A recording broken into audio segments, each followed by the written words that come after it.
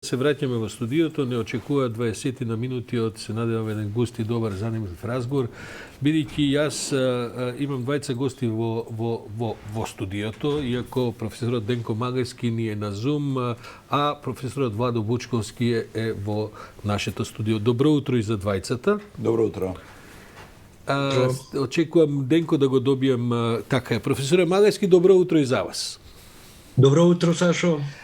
Со вас, вака, уважени професори, денеска сакам малку да поразговарам на една тема која што се разбира, се однесува на оваа украинска криза и сите последици со таа може да ги има, но и за некакви контраставови околу тоа што се доминантни ставови во светот, па и во македонското општество.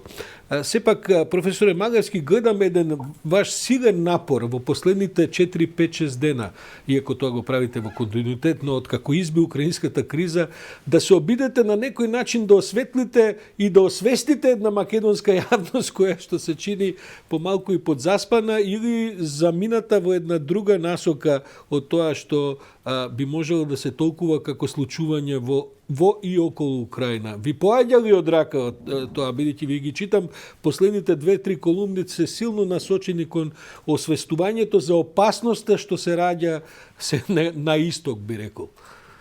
Да, тоа е она што чувствувам јас, поаѓајќи од моето лично искуство. Јас сум дете на студената војна, сум растел во тоа време, кога студирав и кога членував во организациите на Сојуз на студенти и во меѓународни соработки кои ги имавме со други студенти на Европа, една од големите теми беше мирот во светот. Бидејќи Европа во тоа време долж својата половина на исток и запад беше наредена со нуклеарни ракети и ние во тоа време живеевме во стравот од војна, практично од нуклеарна војна, секојдневно. Тогаш и културата беше под влијание на таа состојба на духот и на умот, па имаше филмови, да речеме книги, кои пишуваа на таа тема што ќе се случи со светот после една таква катаклизма, нуклеарната војна.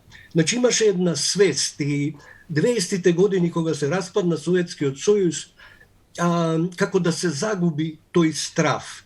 И бев изненаден кога видов во Македонија една несериозност кон она што се случува и тогаш бев поттикнат едноставно да укажам на овие опасности од уништување на човековата цивилизација. Додека сте на линија, бидејќи не е само моje мислење, предпоставам дека тука може би дури ќе се согласиме дека ова во Украина допрва почнува, дека првите 5-6 дена се за жал со спортска терминологија што би се рекол загревање за една војна која што како што се гледа според концентрацијата на руски трупи и така ќе биде многу полоша. Мислите дека тоа може да дојде до овие рамки за кои говорите дури за некаква нуклеарна конфронтација? Имаме една многу опасна ситуација во Русија. Имаме една структура, нели како што знаеме, на моќ, која влече корени, некои аналитичари велат уште од средниот век и не е баш трансформирана во некоја демократска политика. Националниот интерес на Русија не го дефинира парламентот, партиите, јавноста и така натаму. Националниот интерес на Русија го дефинира единствен човек. И од сега, што тој човек има во својата глава, од тоа ќе биде и направена дефиницијата. Сега, што Путин мисли и кои му се идеите и плановите, многу лесно можеме да разбереме ако го слушнеме оној застрашувачки говор кој го одржа пред инвазијата на Украина, кога разбравме дека човекот е опседнат со историја.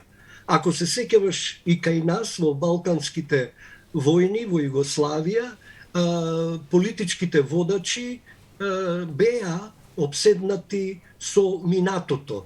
Сите има своја мапа на својата национална територија. Тоа беше историските граници, нели? Тоа беа историските граници на нивните држави. И сега одеднаш има една идентична ситуација кај што Путин зборува за историските граници на неговата држава, кон која очигледно се стреми, на империјална Русија, на Советскиот сојуз. Според тоа, ако тоа му е целта, тогаш може да се очекува се што. Професоре, во студиото ми е професор Владо Бучковски, кој што вие сте поранешен министар за надворешни, ама професорот Бучковски беше и за одбрана и премиер, и предпоставам дека неговиот контекст на гледање исто така квалификуван за ова. Професор Бучковски, каде оди целата приказна со Украина? Што очекувате во наредните денови? Има ли простор тоа да се смирува или напротив тргната една, професор Магарски вели, една идеја за реставрирање на некакви историски концепти, дека тоа практично и не може да се застане доека не се стигне до негде со тоа? За жал Ордановски, јас очекувам ескалација на судирот, а не деескалација. Мислам дека ако се погледнат информациите од утрово, каде што од сателитските снимки се гледа огромна колона, 27 километри долга колона на руски оклопни возила, камиони кои се движат кон Киев. Ако се прочитат последните извештаи дека во Харков се водат улични борби близу до центарот на градот, е веројатно руската армија. Она што вчера го видовме на белоруско-украинската граница како обид да дојде до прекин на огнот, беше за очекување дека ќе биде неуспешно. Ако се погледнат барањата кои ги повторил вчера Путин при разговорот со францускиот претседател Макрон, каде што бара признавање на Крим како дел од руската територија, бара неутралност на Украина, бара всушност во барањето за денацификација на раководството, обвинувајќи ги повторно и во вчерашното обраќање дека тие се продолжена рака на Западот, дека тие се неонацисти, заборавајќи дека Зеленски е евреин кој во биографијата го се прочита е дел од неговото семејство. Тоа не 8 милиони украинци кои го дале животот во антифашистичката борба за време на Втората светска војна. Така што застрашувачки се и информациите кои ги добиваме од Европа, неутрални држави, историски се моментите. Чим една Швајцарија, Финска, Норвешка донираат оружје, иако се гледа дека максимално сојузниците во НАТО, но Европската Унија е во координација со украинската влада. Добро е што ние во изминатите 5-6 дена покажуваме дека сојузништвото со партнерите од НАТО ќе биде водечкиот принцип координацијата околу и нашата донација, иако ќе биде скромна, веројатно на војна опрема и вооружување, е во духот на тоа што се покажува како дополнителна солидарност и решеност на НАТО максимално да го помогне отпорот кој мислам дека многумина изненади и во НАТО и во Европската Унија. Затоа, ако се прави анализа, една беше реакцијата на Европската Унија, на меѓународната заедница, на Соединетите Американски држави во првите 48 часа, дури се нудеше и евакуација на претседателот Зеленски. Последните 3 дена гледаме дека херојството на украинските граѓани, на армијата, на сите оние кои се мобилизирани, прави пресврт и во однесувањето на меѓународната заедница.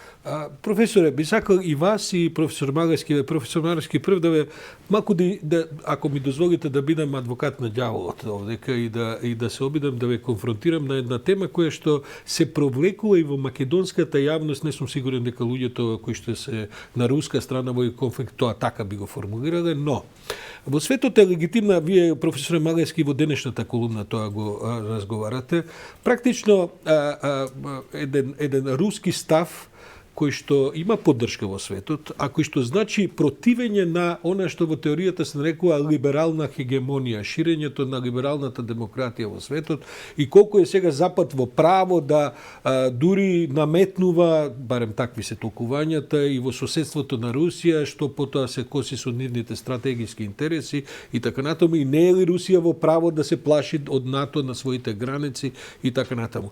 Таа е обсежна дебата, веројатно е за вечерна емисија, не за емисија во која што има 20 на минути, но професор Малевски, има ли траги од ова, бидејќи тие се познати дебати, тие се водат 20-30 години, вие го спомнувате и Джордж, кажете го, сега.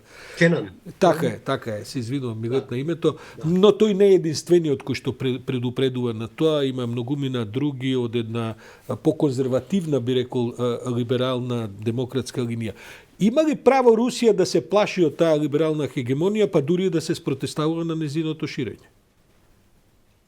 Па, Русија се најде погодена од она што во западната теорија се нарекува либерален империализам, нели?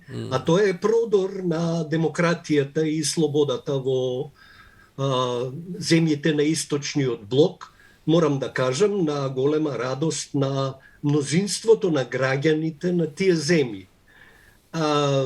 Доаѓањето на тој либерален империализам натре во Украина беше проследен со отпор од страна на Русија, која мислам дека повеќе се плаши од примерот на интегрирана Украина, забрзано интегрирана Украина во Европската Унија, отколку од некаква воена НАТО опасност на својата граница, која бидејќи организацијата е и во други делови, нели, на границите на Советскиот сојуз. Примерот е прилично лош за властите во Русија. Русија имаше шанса една на почетокот од 90-тите да влезе во трка со Западот, огромна земја, најголема земја во светот по површина, некои велат по квалитет подобра земја од она на Америка, меѓутоа не произведува просперитет и не произведува слободи за своите граѓани, бидејќи има еден застарен систем на управување. Тоа што во светот се нарекува soft power, не произведува привлечна моќ за она што таја го продава како вредности. Тоа секако. Има hard power, тоа е велат нуклеарен Кувајт, меѓутоа нек ни слушам, има вкупен национален производ само колку Шпанија.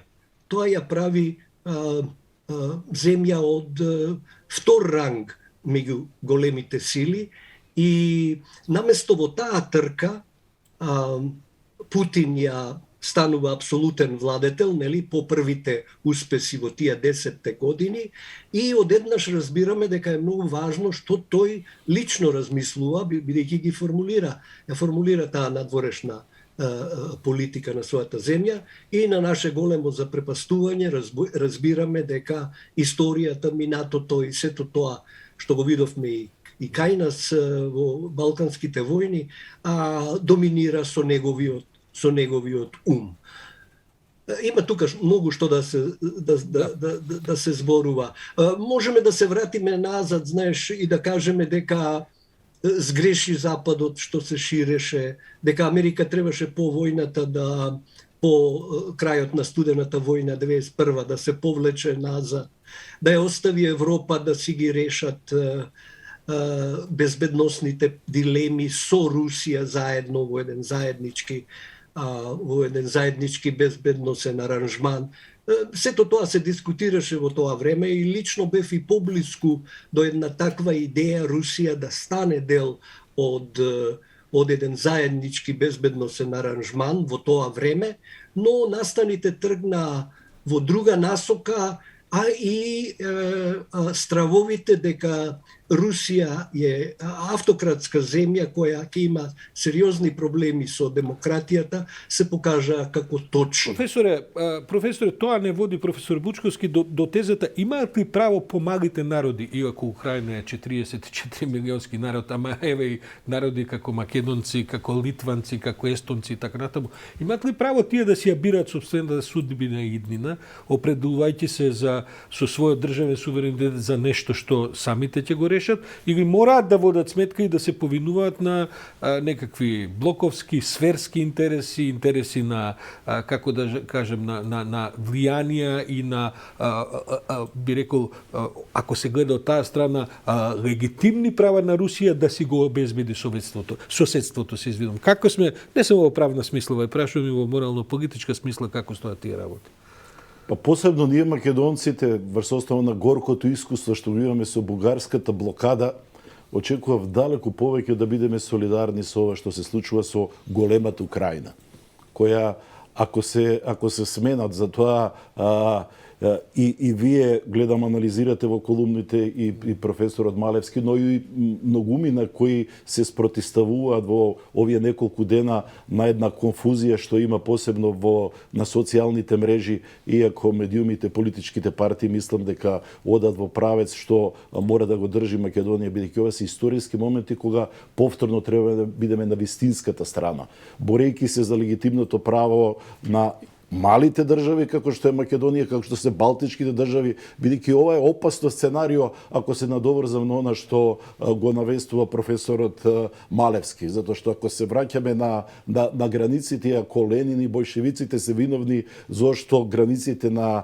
царска Русија беа напуштени, зошто се создаде Украина, зошто се создадоа балтички држави, зошто е толку голема Полска или зошто е независна Финска, тогаш сме реално на граница на Третата светска војна. И ова не е, како што да ви цитирам вас, ѓаволот ја однесе шегата Ордановски. Но ние македонците треба да бидеме свесни дека во овие историски моменти треба да бидеме доследни на политиките кои ги промовираме овие последни 5-6 дена, треба да се направат максимални напори во ова тензична ситуација, ние да бидеме смирени и да одиме во варијантата што побрзо, ако може до крајот на француското председателство, да го затвориме прашањето со Бугарија. Се гледа дека и Бугарија е сега многу почувствителна. Промената на министерот за одбрана што се случува додека ние говориме, исто така сериозно. Дали се случува тоа исто прашање? Отворена е дебатата во парламентот, очекувањата се дека ќе биде сериозен тест и на коалиционата влада. Но овие се, ако се види дека прв потписник на барањето на 8-те лидери од Централна и од Источна Европа за брз прием на Украина е и председателот Радев, тоа говори дека во овие моменти реално доаѓа до судир на двете концепции кои тлееа.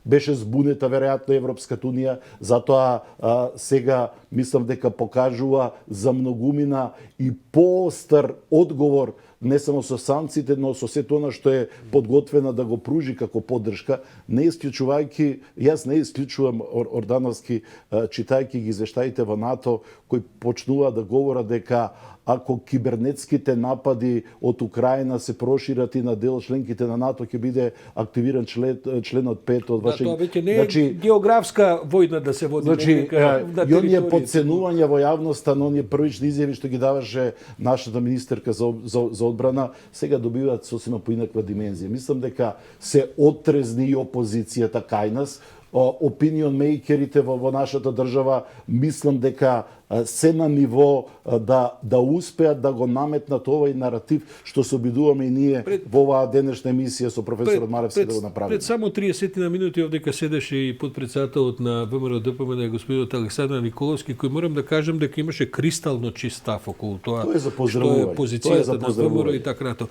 Професор Малевски, и од вашето големо искуство и како министера и потоа се разбира и како интелектуалец, како го проценувате руското влијание влијание во Македонија, па и на Балканот, знаеме сега, нели, Србија и така натаму, се враќаме на оваа бугарска ситуација. Се вели дека во Македонија русите се тектонски присутни, значи не ги гледате многу на површина, но затоа има едно влијание кое е подземно. Во другите соседни земји може ли тоа влијание да придонесе кон, да кажем, дестабилизација на политичките ставови, дури и кога политичките елити би се согласувале околу се во секоја смисла? Не знам во кој дел тоа влијание се должи на некаква директна активност внатре во земјата, која сигурно ја има, бидејќи ние како земја членка на НАТО сме ставени на таргет, и тоа ни е отворено кажано. Лавров го кажа тоа отворено пред некое време. Но главната опасност за мене е незнаењето.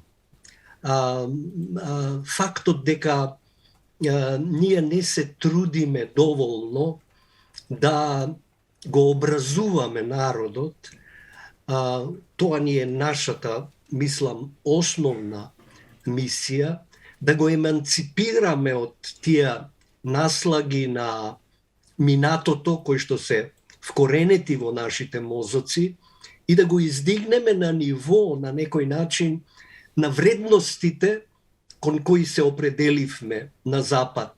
Вредности како што се отворено општество, вистина, човекови права, демократија, слобода и така натаму. Значи, забележувате, она што импресионира кај нас е дека русите велат: фини сте вие какви што сте, не се менувајте, ние не интервенираме кај нас, останете си такви какви што се. Тоа импресионира, а иритира ова што Запад вели: имате сега да исполните ова, имате ова да исполните и тоа, на овој универзитет треба да се положи, тешко е на Западниот универзитет, лесно е на Рускиот универзитет. Значи, многу нешта зависат од тоа колку ние успеваме, да речеме, либералната мисла, либералните интелектуалци во Македонија, да помогнеме народот да се еманципира и самиот да прави разлика, а да не биде заробеник на некакви си магливи, нејасни, некои историски емоции за словенство, за ортодоксијата, религијата заедничка и така натаму. Професор Бучковски, истото прашање и за вас. Гледам дека дури и Вучич ги бира зборовите, а Србија важи за еден од, како да кажем, центрите на Балканот кој што има поинакви односи со Русија отколку сето друго што е околу него, па на крајот на криштата сето друго околу него е членка на НАТО, со исклучок на Босна и Херцеговина и Косово. Како мислите дека ќе се одрази ова врз политиката и во смисла на руското влијание, но и во смисла на можеби дистанцирањето тоа влијание заради ова се што се случува? Во кој правец ќе одат тие текови? Почувајќи можеби од Бугарија, Русија, Србија спомнувам и така, но и во Бугарија се гледа таа една жестока пресметка која... Кај нас влијанието, ако споредуваме за влијанието што го има Русија во регионот, мислам дека беше најминорно, но не беше за занемарување. Неколкумина лидери на наши политички партии беа сректи кога се слика со Путин или кога одеа на неговите конгреси. Се гледа дека дел од ставовите на академијата кај нас се блиски до ставовите што ги заговараше, да речеме, руската надворешна политика. Дел од медиумите, неколкумина кои сега се изгубија, исто така не криеа дека се многу срекни кога ќе гостуваат на Спутник или кога ќе пренесуваат ставови од Russia Today. Така што дистанцирањето во регионот ќе биде видливо. Битно е што ќе се случи денеска во Бугарија. Таму мислам дека после Србија најсилно руското влијание, најсилно и економски. изненадувачки за мене што гледам дека да речеме Сбербанката не била најмоќна само во Србија, туку има импликации во Хрватска, во Словенија, значи ја за Биколи Македонија не е присутна, но се гледа дека преку ноќ доаѓа до дистанцирање на дели од лидерите во Европа кои беа блиски со Путин. Тргнувајќи од Орбан, чешкиот председател Земан, не знаеме што ќе прават овие десницарите од Европа кои очигледно популизмот ги водеше кон нив. Тука мислам на Ле Пен која е во председателската кампања во Франција, Салвини кој се гледаше како новиот лидер на десничарите, на популистите во Европа. Така што доаѓа еден интересен период и за дистанцирање на дел од пријателите на Путин од него. Од друга страна, ова е еден сериозен тест за регионот, затоа што да не заборавиме ќе остане ако се дистанцира Вучич, се обидува тоа да го направи, затоа што и тој веќе во предизборна кампања ќе остане Република Српска и Додик. Се гледа дека Европската унија врз основа на искуствата што ги има ја засилува мировната мисија Алтеа. Скромно, но очекуваат евентуално ако дојде сигнал за проширување на конфликтот, не само што ни се заканува денеска Министерството за надворешни работи на сите држави кои нудат воена помош и вооружување на Украина, дека тоа нема да го заборави. Тоа е дел од тоа на руското министерство. Да, на руското министерство кое испраќа директна закана до сите сојузници на Украина. Се на Сеордановски мислам дека Република Северна Македонија во овие моменти реално треба да продолжи да гради единство меѓу власта и опозицијата, тоа ќе биде многу битно. Од друга страна да продолжи повторувањето на поблиската историја, да разбере пред се македонскиот народ дека нас кога ни беше најтешко во 2001-та, кога беше загрозен територијалниот интегритет и суверенитет, да ги подсетам помладите и оние кои забораваат, имавме со покојниот председател Трајковски една мисија во јуни 2001-та, каде што прво го подсетивме на Крим украинскиот председател Кучма, потоа продолживме за Москва, имавме средба со председателот Путин. Баравме поддршка за опремување на нашата армија, затоа што почна тивкото ембарго од Запад. Русија минимално не помогна, Украина максимално. Значи најголемиот поддржувач на напорите што ги правеше нашата држава во военниот конфликт во 2001 беше Украина. И тоа македонскиот народ, Македонија, Северна Македонија не треба да го заборави. Добро, тоа ме води до логично завршување на овој разговор со прашањето, професор Магајски, ова сега почнува цела оваа криза и јас лично и со моето искуство не верувам дека ова баш така лесно ќе се затвори, бидејќи очигледно дека се покренати многу суштински прашања кои се допираат до безбедносни и други политики во Европа, па и во светот. Професор Магајски, мислите ли дека Европа се пробуди од својата, како да кажам, една замаеност, една инертност, дека наеднаш стана многу помобилизирана и свесна за неопходноста од воедначување на своите ставови за да евентуално се спаси и се, како да кажам, се дури можеби унапреди демократскиот либерален поредок во оние земји во кои што самите тие го градат, па и во нив. Мислите дека ова ќе биде отрезнување, бидејќи професорот Бучковски ќе го прашам поконкретно дали ова ќе ни помогне со бугарите. Ама, бидејќи тоа е многу повклучен, да кажем, дневно политички, ако сакате. Ќе се пробуди ли Европа на вистинското ниво? Ти гледаме едно драматично будење во последните 2-3 дена. Да, Сашо, во право си. Не само што ќе се буди, туку се случи нешто неверојатно во последниве 5 дена. Само 5 дена. А имено, во само 4 дена Европа, сите 30 земји, кои што знаеш низ каков процес минуваат за да донесат одлуки, и во претходните ситуации кога требаше економски санкции да воведат, за 4 дена изготви еден пакет околу кој сите се согласија. Драматично, велат, е сменета Германија. Германија, земјата која проповедаше мир, која настојуваше да стои настрана од конфликти, одеднаш стана држава која што реши да го крене на 2% прилогот кон НАТО организацијата, која издвои огромна сума пари за да ја помага Украина и која што почна да испраќа оружје од своите арсенали. Неутрални земји, како што се Финска и Шведска, исплашени од ова што се случува, како да укажуваат дека и тие размислуваат да се приклучат на НАТО алијансата.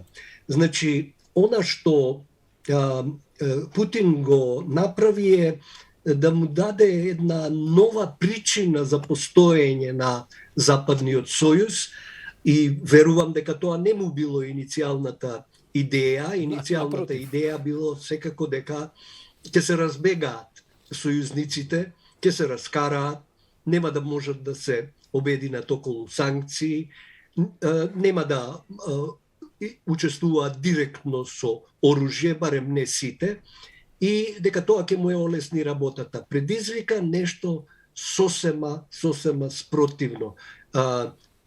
Акцијата негова не успева во моментот како што планираше. Веќе 6-ти ден не е во состојба да завземе Киев и во очај посегнува по нуклеарната закана. Нешто просто невидено. Западот се теши со зборовите дека полесно е да се заканиш, ама многу тешко е да навистина тоа го направиш, бидејќи тоа се разбира самоубиство и за Русија и за народот руски, но и за светот. Значи, тука се тие опасности кои не демнат и кои што дојдоа на едно најзагрижувачко ниво. Благодарам, професоре Магајски, професоре Бучковски. Ја проследив вчера средбата помеѓу Ковачевски и Вархеј и гледам дека не разбрав во насловот чиј е ставот, ама може би на двајцата дека Македонија мора подитно да влезе во процесот на понатамошно интегрирање и така натаму. По вашата проценка, овие сите случувања ќе придонесат за може би сега веќе опипливиот процес кој што се одвива помеѓу двете влади во Скопје и во Софија за симнување на ветото негдека за некој месец, или може би напротив ќе доведе до стегање на некакви отпори, редови и така натаму кои што ќе го отежнат процесот? Па мислам дека сето ова големо зло што се случува извлече полука пред се меѓународната заедница и Европската унија. Тактизирањето, збунетоста, нереагирањето во 2008-та при интервенцијата на војната интервенција на Русија во Грузија, анексијата во 2014-та доведе до ова што денеска го гледаме 8 години подоцна. Во меѓувреме беа правени многу грешки и околу проширувањето и околу стабилизирањето на Западниот Балкан, на јужното крило на НАТО. Мислам дека сето тоа оди во полза, посебно што идентична е приказната што ја користи Путин, омаловажувајќи го територијалниот интегритет, суверенитетот, постоењето на украинската нација, на украинската држава, украинската црква, ако сакате, со она што го имаме ние почувствувано како реакција од екстремните бугарски барања, преточени во официјални документи. Мислам дека ова е добра причина Бугарија да ги преиспита политиките кои се поврзани со историските прашања. Второ, да го преиспита Европската унија темпото на проширување. На 10-11 ќе го разгледуваат барањето на Украина. Непримерно ние да бараме на 10-11 да се разговара за нас, но не е непримерно нашата дипломатија да инсистира кога ќе се разговара за Украина да се говори за Македонија и за Албанија. И за темпото кој треба да, според мене, да биде до крајот до француското претседателство. Значи ние мора да искористиме оваа шанса не само заради нас да бидеме себешни, туку заради сето она што не очекува, бидејќи јас сметам дека оваа криза ќе потреба данас. Па и за веројатно и за она што цело време го говориме за европското заедништво ниво кој што треба да се дигне со еден степен понатаму. Професор Магавски, професор Бучковски, ви благодарам за оваа изворена расправа утро. Се извинувам што во непристојно време пред 10 часот ве терам да водиме вакви вечерни веројатно дискусии, но мислам дека и понешто гледам дека гледаноста дека предизвикуваме оправдан интерес. Ви благодарам на двајцата.